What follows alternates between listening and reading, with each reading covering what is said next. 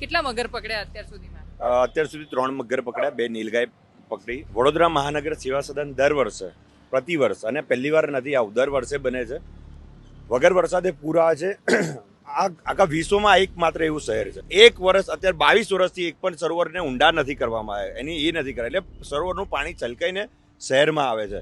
પાણી જે સોર્સિસ રોકવાની વસ્તુ એ નથી રોકી રહ્યા. તદ ઉપરાંત મોટા ભાગના 2 લાખ લોકો 2 માળ જેટલા, 1 માળ જેટલા પાણીની અંદર રોકાયા હતા. 3 દિવસથી નથી પાણી, નથી ખાવાનું, નથી ટીપું. એ અમે પ્રશાસનને કહી કહીને તાકી આખા શહેરના લોકો અમને રજૂઆત કરીને તાક્યા નથી એમની પાસે બોટ કે સુવિધા પહોંચાડાય કે ના એ લોકોને રેસ્ક્યુ કરાય. કમાટી બાગના ઝૂમાં પણ પ્રાણીઓ મરી ગયા છે.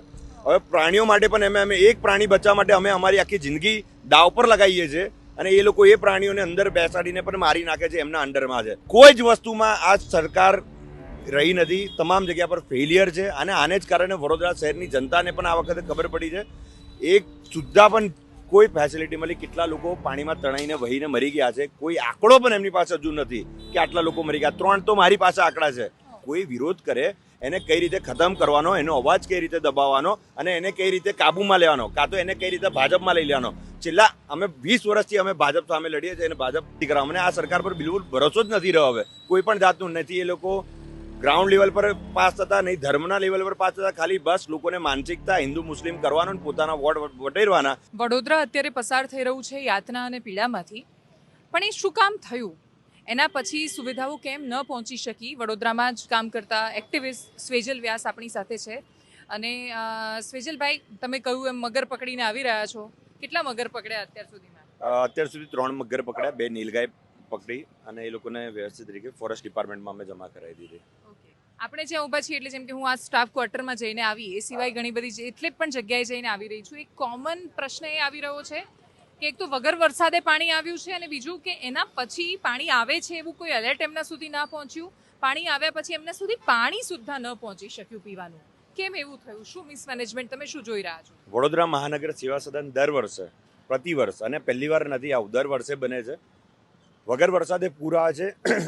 આખા વિશ્વમાં એકમાત્ર એવું શહેર છે. આગળ વિશ્વામિત્રી નદીના જે આગળનો જે ભાગ કહેવાય જ્યાં પાણી જવું જોઈએ, એ બધા ભાગ એ લોકોએ મોટા ભાગનું દબાણ થઈ ચૂક્યું છે. શહેરની અંદર પણ નદી ઉપર દબાણ થઈ ચૂક્યું, ના કોઈ દિવસ સફાઈ થઈ. સરોવરો જેટલા છે, જેટલા પણ પાણી અહીંયાના સોર્સિસ છે, તમામ જગ્યા દર 10 વર્ષે 5 વર્ષે ઊંડા કરવા જોઈએ. એક વર્ષ અત્યારે 22 વર્ષથી એક પણ સરોવરને ઊંડા નથી કરવામાં આવે, એની એ નથી કરે, એટલે સરોવરનું પાણી છલકાઈને શહેરમાં આવે છે. પાણી જે સોર્સિસ રોકવાની વસ્તુ એ નથી રોકી રહ્યા. તદ ઉપરાંત વડોદરા મહાનગર સેવા સદન પાસે સ્પીડ બોટ હતી, 33 સ્પીડ બોટ છે.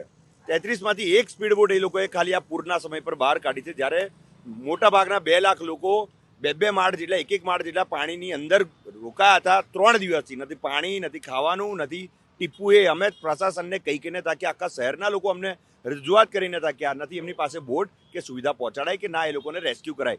બોટો બધી જ છે, 33 બોટ છે, પણ એ ધૂળ ખાય છે, તે પડી રહી છે. તંત્ર એના વિશે અજાણ રાખી છે, ઢાંકીને મૂકી દીધી હતી. કાલે રાત્રે 3 વાગે અમારા એક્ટિવિસ્ટો અમે લોકો જઈને તપાસ કરતા એ તમામ બોટ મળી છે અને ચાલુ કન્ડિશન છે, પણ એમને બહાર ના કાઢી.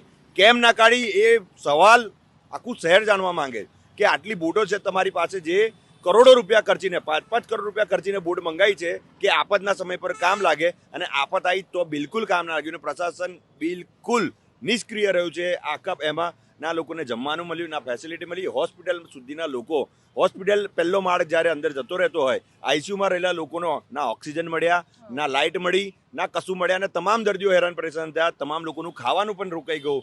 તંત્ર જાણે પોતાની જ મરજીથી કામ કરતું. અમે લોકો એમને કીધું કે આખા શહેરના યુવાનો અમે તમારી સાથે, તમે બોલો શું કરવું છે, પરંતુ અમારી પણ સહાય નહીં. રાજકીય એમને લાભ લેવા માટે નિષ્ક્રિય રહ્યા છે ને આને જ કારણે કંઈક ને કંઈક આખું વડોદરા, આજે તમે જો કમાટી બાગના ઝૂમાં પણ પ્રાણીઓ મરી ગયા છે.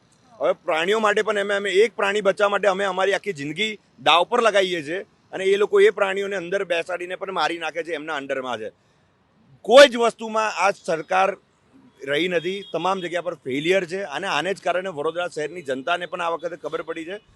એક સુદ્ધા પણ કોઈ ફેસિલિટી મળી. કેટલા લોકો પાણીમાં તણાઈને વહીને મરી ગયા છે, કોઈ આંકડો પણ એમની પાસે હજુ નથી કે આટલા લોકો મરી ગયા. 3 તો મારી પાસે આંકડા છે કે આ 3 જણા તણાઈને મરી ગયા, પરંતુ સરકારને સિસ્ટમ બિલકુલ નિષ્ક્રિય છે. એમને કોઈ જ ઇન્ટરેસ્ટ નથી કે વડોદરાની જનતા જીવે કે મરે, અને આ હાલત પર વડોદરાની જનતાએ શીખવું જોઈએ કે ભવિષ્ય આ લોકોના હાથમાં કઈ રીતે અપાય.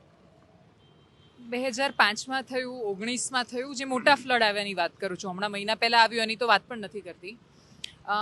કોઈ દિવસ મને એવું નથી લાગ્યું, અને આ વખતે તો હું એવા ભરોસા સાથે પણ નથી જઈ રહી કે આમાંથી કોઈ શીખશે, કેમ કે ભૂતકાળમાંથી કોઈ શીખ્યું નથી. આવીને મોટી વાતો કરીને, ફાંકા ફોજદારી કરીને બધા જતા રહે છે. બાકી કોઈ ચિત્ર બદલાતું નથી વડોદરામાં. જનતા એવું કયું કારણ છે કે જેના કારણે ભરોસો કરે છે? માત્ર ધર્મ, નરેન્દ્ર મોદી, મોટી મોટી વાહવાઈ, અને મેઇન વસ્તુ તો આ લોકોનું એ છે કે જે સિસ્ટમ વિરુદ્ધ, ભાજપ વિરુદ્ધ બોલે કે સિસ્ટમ વિરુદ્ધ બોલે, એને કઈ રીતે દબાવવાનો, એને કઈ રીતે તોડવાનો. અમે ગઈકાલે 2 દિવસથી એક ડેડ બોડી ધાબા પર પડી હતી, પહેલા માળે બીજા માળેની ઉપર. એક દિવસ આખો 24 કલાકની ઉપર રહી. એમના પરિવારજનો ખાવાનું નહીં, પાણી નહીં, એને બોડી થઈ ફૂલવા લાગી. અમે લોકોએ કેટલી પુકાર કરી. હું સવારથી સાંજ કલેક્ટર પાસે, કમિશનર પાસે, એમની ઓફિસમાં પૂરના પાણીમાં અંદર જઈને કીધું કે સાહેબ પેલી બોડી કાઢી. ના જ કાઢી એટલે ના જ કાઢી. છેલ્લા અમે અલ્ટિમેટમ આલ્યું. અમે એમને મારવાની ધમકી આલી કે 6:33 જો નહીં નીકળે તો અમે તમને મારીશ, હું જ મારીશ સાથે. ત્યારે અમે આખી બોટ કાઢી. પણ મેં ધમકી આપી તો મારા પર ચારે બાજુથી પ્રેશર, મોટા મોટા લોકો જોડે પ્રેશર કરાવડાવે, મોટા એના જોડે અમારા ફેમિલી સુધી પહોંચાવડાવે. એટલે કોઈ વિરોધ કરે એને કઈ રીતે ખતમ કરવાનો, એનો અવાજ કઈ રીતે દબાવવાનો, અને એને કઈ રીતે કાબૂમાં લેવાનો, કાં તો એને કઈ રીતે ભાજપમાં લઈ લેવાનો. છેલ્લા અમે 20 વર્ષથી અમે ભાજપ સામે લડીએ છીએ, અને ભાજપ સરકાર તો અમને સિસ્ટમ ભાજપ હોય કોંગ્રેસ હોય એનાથી કોઈ મતલબ નથી, પણ અમારા કામ થવા કોંગ્રેસ છે જ ક્યાં એમ પાછું? એટલે કોઈ પણ હોય, પણ આપણે સિસ્ટમમાં જે કામ ના કરતા હોય એમની માટે તો બોલવું જોઈએ ને. પરંતુ અમે બોલીએ તો અમને કઈ રીતે દબાવવાના, એ જ system police commissioner, PI, ACP, DCP કયા લોકો જોડે નથી. વડોદરા શહેરમાં કોઈ પણ આવે એટલે અમને અંદર નાખી દે છે જેલમાં, અમારા પર રીક કરે. તો આ કઈ રીતનું તંત્ર છે, કોઈ બોલવા વાળું છે ને. એને કારણે કંઈક ને કંઈક આ લોકોની પાંખ આટલી ફેલાઈ ગઈ છે. ભ્રષ્ટાચાર આટલો બધો કરે છે. 60 કરોડ રૂપિયાથી પણ વધારે પ્રી મોન્સૂન કામગીરી પાછળ વાપર્યા છે. અત્યાર સુધી 6000 કરોડની પણ ઉપર વાપર્યા છે આટલા વર્ષોમાં. આ પ્રી મોન્સૂન કામગીરી કઈ કરે છે એ જ ખબર નથી પડતી. આ બોટો બંધ છે, એવું કહે છે બોટ બંધ છે, 24 બોટ. તો એ બોટ રિપેર કરવાનો કેટલો ખર્ચો થાય? નવી નક્કોર બોટો છે. તો આ ઉલ્લુ બનાવવાના ધંધા છે, આખા શહેરને મૂર્ખ બનાવે છે. પરંતુ આ બહાર જે કોઈ સત્તા પર બેઠા છે એ આ વખતે એમનું છેલ્લું વડોદરા શહેરના નગરજનોએ નક્કી કર્યું છે. જેટલાય લોકો સાથે અમે સંપર્ક કર્યા છે, ફોન આવ્યા છે, તમામ લોકો આ દશામા વખતે આવું કર્યું, આના વખતે આવું કર્યું. હવે ગણપતિમાં તો હું જ અહીંથી બધી મૂર્તિઓ લઈને મુંબઈ જવાનો છું. અહીંયા વિસર્જન જ નથી કરવા. મને આ સરકાર પર બિલકુલ ભરોસો જ નથી રહ્યો. હવે કોઈ પણ જાતનું નથી. એ લોકો ગ્રાઉન્ડ લેવલ પર પાસ થતા નહીં, ધર્મના લેવલ પર પાસ થતા. ખાલી બસ લોકોને માનસિકતા હિન્દુ મુસ્લિમ કરવાનો, પોતાના વોટ વટેરવાના, અને આ તમામ હિન્દુઓને આવા મોતના મોંમાં નાખી દેવાના. બસ આ એમનો ધંધો રહ્યો છે. વેજલભાઈ, એટલે જે પેલો પ્રશ્ન હતો ને કે આ બાજુ અમદાવાદનો વિકાસ થયો, આ બાજુ સુરતનો વિકાસ થયો, તો વચ્ચે વડોદરા શું કામ રહી ગયું?